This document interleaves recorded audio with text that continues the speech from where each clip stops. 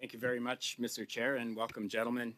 I initiated these hearings as a representative of a region that has seen a dramatic increase in the transportation of dangerous goods by rail. And while that development has brought with it some incredible economic benefits for communities, it also raises a lot of questions for the people who live along the rail corridor. I think people deserve answers to their questions, and they deserve the assurance that their life and their property is safe from the transportation of dangerous goods, and even perhaps more importantly, first responders who are responsible for responding to incidents when things go wrong and put their life on the line, dedicate their time to protecting their neighbors. They have questions as well, and I believe they deserve answers. So I was hoping the focus of these hearings could really be on the emergency response of communities. I understand there's a lot of information about risk reduction, and that is important for sure. But I don't think any of that reduces the need for communities to have adequate plans in place that protect them in the case that something goes wrong. And I see you all nodding, so I assume that you agree with that statement. So I wanted to talk a little bit and open my questioning with some questions about some of the more high consequence scenarios that could face a community that sees unit trains of dangerous goods parked in rail yards or moving through the community in close proximity to where people live and work. And my first question, I think this would go to Mr. Bachrach. I hope I'm pronouncing that okay, sir. Is a major fire involving tank cars full of dangerous goods the kind of situation for which communities along rail corridors should be prepared to respond? Absolutely, they should be prepared to respond. And we've done actually quite a bit. We've worked a lot with the communities, with the Canadian Association of Fire Chiefs, to develop some resources for communities to be able to better plan. One of those resources is a document called You Are Not Alone, and it's emergency response planning for rail incidents involving flammable liquids. And the purpose of that document is to assist local communities to plan and prepare for potential rail incidents involving the transportation of dangerous goods, specifically flammable liquids, crude oil, diesel fuel, and gasoline. We've also got the 24-hour Canutech Center, right, which is a center that is staffed by chemists and experts in dangerous goods who will provide real-time advice to first responders, 24-hour advice. If I may, I'm going to try to get through about 6 or 7 questions. I only have 6 minutes, so I appreciate the information. Okay. I did share with you prior to the meeting a page from the Emergency Response Guidebook to which Transport Canada contributes. Yes. And this table on page 359 talks about BLEVEs, boiling liquid evaporating vapor explosions. I'm sure as the Director General for Transportation of Dangerous Goods, you're familiar with these events. Yes. Extremely high consequence events with massive destructive force. I'm just wondering if you could, based on the table, the way I read it, the minimum time, if you could share with the committee the minimum time to BLEVE failure for a tank car experiencing full torch condition. So this would be a tank car with 140,000 liters of dangerous goods, such as propane, on board. Yeah, I'll have to take that back to my experts. No, but it's in the table that the experts created. It's 9 minutes. Okay. So from full torch condition, 9 minutes until this tank car turns into a bomb. Mm-hmm. Now, if you could, according to the table, what is the minimum evacuation radius for a potential BLEVE involving a car carrying 140,000 liters of propane? The minimum evacuation distance is 1,715 meters, according to this. So 1.7 kilometers. So am I reading it correctly that you would have to evacuate a 1.7 kilometer radius to avoid a BLEVE, which can occur within 9 minutes of a car reaching full torch condition? Mm-hmm. 9 minutes. That's what the table says, yeah. How quickly after a derailment could a full torch condition occur? I couldn't answer that. I'd have to. Like it can occur very quickly after a derailment. Yeah. Is the capacity of communities to evacuate rapidly in such a situation evaluated as a part of approving emergency response assistance plans? Yes, in an emergency response assistance plan, you are looking at the equipment that is available, the technical advice. No, or the but technical specifically experts. evacuations plans. Evacuations plans. I'll have to consult with my experts on that one. Okay, if you could get back to the committee, it would Yep. be appreciated. Yes. One of the techniques for reducing the risk of a bleve is to spray it continuously with water. Does Transport Canada evaluate the municipal water supplies to ensure there's adequate flow to maintain that spray of water on a tank car for cooling for the amount of time required to empty the car of dangerous goods during an incident, a fire? I'll have to confirm that with my experts. Okay, if you could get back to the committee, that would be wonderful. Yeah. The bleve table is based on events involving a single tank car. Is it fair to assume that a unit train composed of dozens of tank cars, a bleve event involving such a train, would be of greater consequence than the numbers indicated in the table? I think that's fair to say, yes. Okay. The emergency response distance, which is also indicated in the table for a potential bleve involving the same tank car, is 457 meters. Do I read it correctly that first responders should not get within 457 meters of a tank car that is at risk of bleve? That's what the chart says, yeah. How do the first responders put the water on the car to cool it if they can't get within 457 meters of it? I've seen our fire departments work. They do incredible work. They can't spray water that far. How do they Mr. do it? Bachrach, that is a phenomenal question, and I'm sure we're going to get a response to it in the next round. Thank you very much. Mr. Bellon, the key routes risk assessment. So key routes are sections of the rail corridor that see a particularly significant volume of dangerous goods transported along them. Who conducts a key routes risk assessment? Mr. Scott.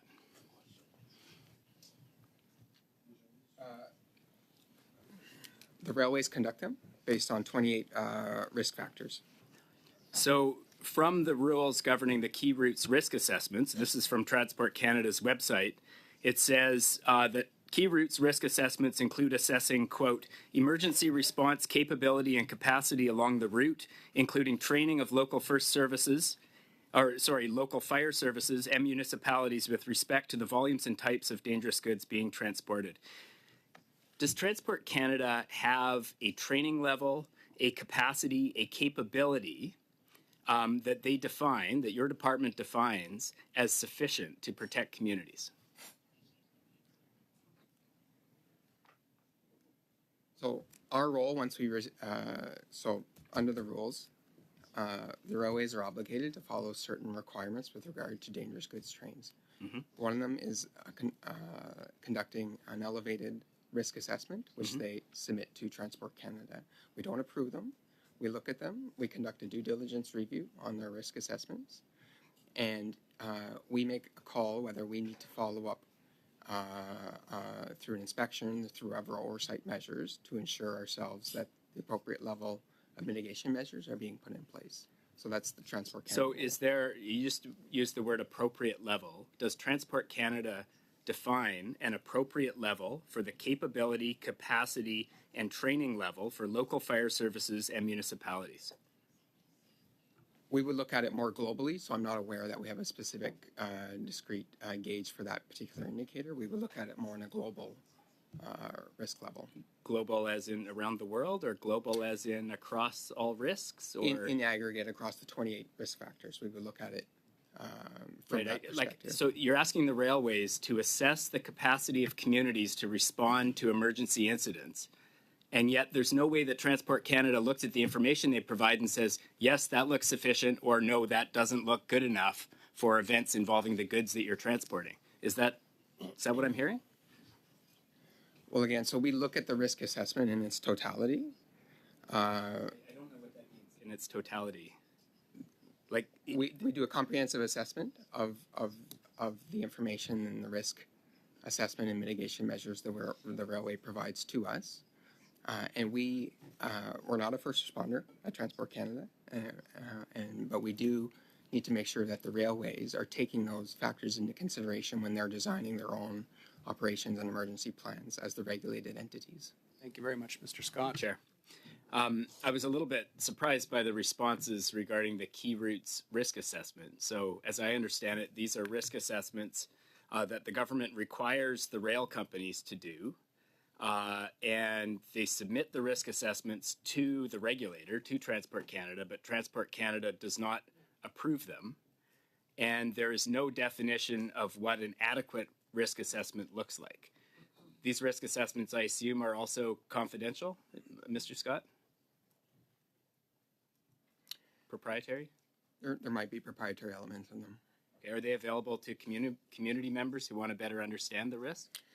Well, in fact, railways have to, under the regulation, they have to consult municipalities when they're pulling the risk assessments together. And are municipalities provided with the final risk assessments?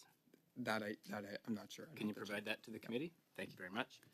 Moving on to emergency response assistance plans. Now, these are plans that are required from the shippers of the products of dangerous goods that are approved by Transport Canada, correct? Correct. Yes, sir. Okay. And those emergency response assistance plans include in them an evaluation or a plan for responding to dangerous goods events?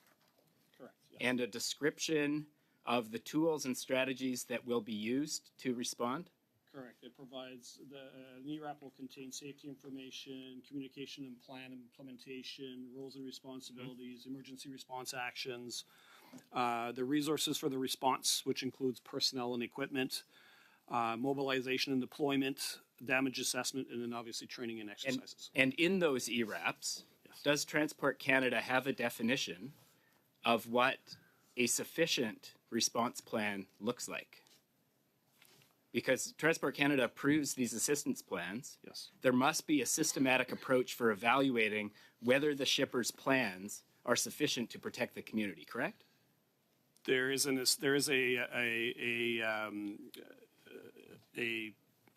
yes, there are criteria for the approval of an assistance plan. Yes. And if they're deemed insufficient, the shippers have to amend them, I assume, and make them sufficient? They're not approved. Yes. Okay, okay.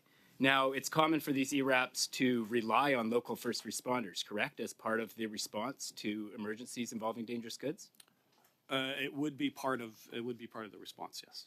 And would these assistance plans look at the capacity of local first responders to adequately protect the community from incidents involving dangerous goods?